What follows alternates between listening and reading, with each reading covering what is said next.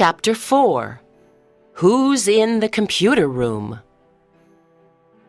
After leaving Mr. Wilkinson's house, Walter and I talked about our visit.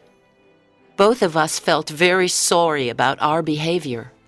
I think we learned a big lesson today, said Walter. Some people seem strange because they have problems, big problems. But they're people just like you and me, and they need our help and friendship. I agree with you, Walter, I said. But we learned 2 important lessons today, thanks to Mr. Wilkinson. We must help and understand others. And it's not nice to invade someone's privacy. I thought about Mr. Kent and his artificial arm. He was another person with a big problem. Well, the mystery is solved, I said. Mr. Wilkinson isn't an alien. He's a very nice teacher. We walked in silence for a few minutes. We were both thinking about Mr. Wilkinson. Hey, do you want to get an ice cream now? I finally asked Walter. Good idea, Walter said. Let's invite Barbara. Yeah, let's, I said. It's almost 5 o'clock and basketball practice is over. I'll send her a text message. 30 minutes later, we met Barbara and we sat down by the sea and ate our 3 large ice creams. So, what's happening? Asked Barbara. We have a lot of news for you, I said. Really? Well, don't make me wait. Tell me immediately, said Barbara, laughing.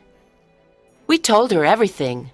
The news about the comet and the intergalactic voyages and how we had the idea that Mr. Wilkinson was an alien.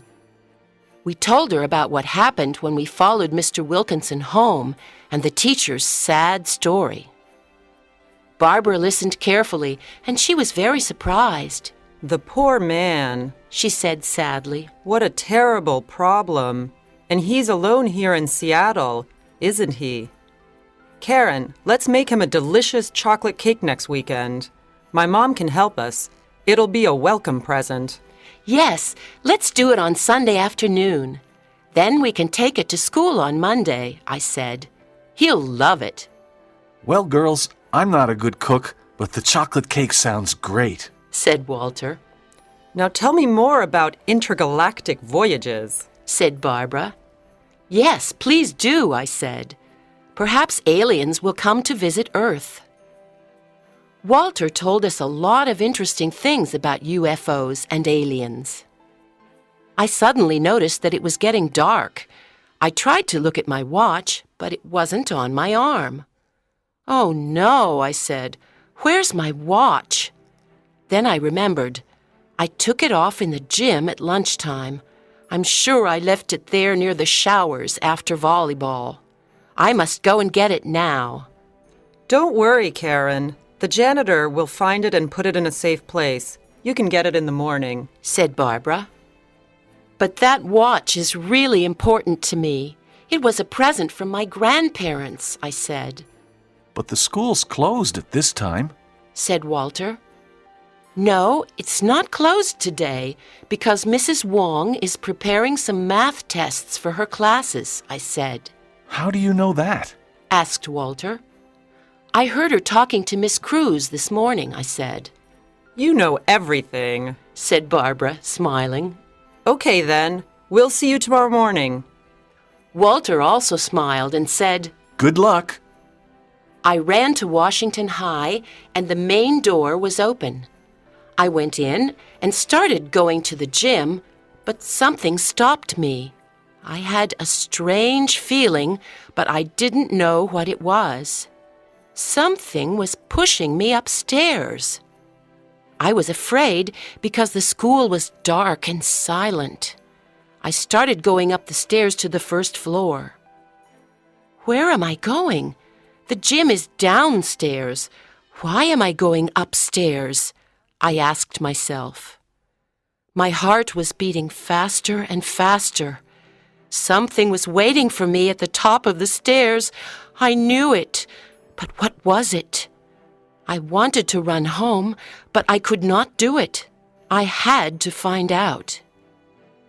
When I got up to the third floor, I saw a light on in the computer room. I went quietly to the door. Someone was working in front of a computer. It was Mr. Kent. He was writing a long line of numbers and letters. Suddenly, I saw the face of an alien on his computer screen. The alien had a green head and big red eyes.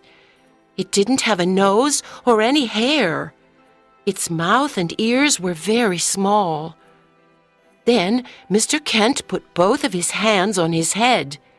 He closed his eyes and started pulling his hair. He was taking his hair and his face off. Suddenly, Mr. Kent had a green face like the alien on the screen. He was an alien.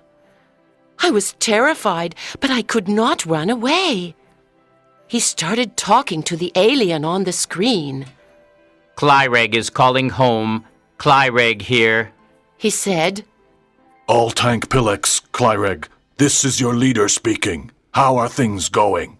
Said the alien on the screen with a strange voice.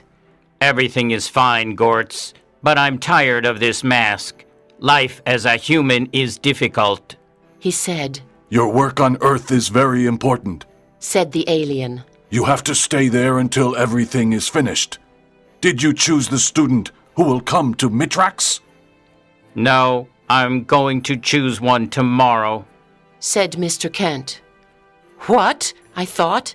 He's going to take a student to another planet? This is terrible. There's little time, Clyreg. You have to hurry.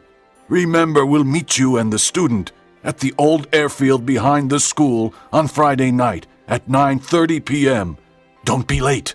When the comet leaves the Virgo constellation at midnight, the intergalactic doors close, and then we can't return to Mitrax for another 600 years. I know, Gortz. I won't be late. Said Mr. Kent. Good. But how will you get the student? You can't touch him or her because you're electric. I have a plan. Said Mr. Kent. On Friday evening, there's a PTA meeting at school. There will be a lot of people here. Teachers, parents, and students. During the meeting, I'll ask a student to come with me to the science lab. Then I'll spray him with my special X5 spray. With the X5 spray, humans can't think anymore. They forget who they are. They can only obey. The student will follow me to the old airfield. Everything on Mitrax is ready for the human. Said the alien.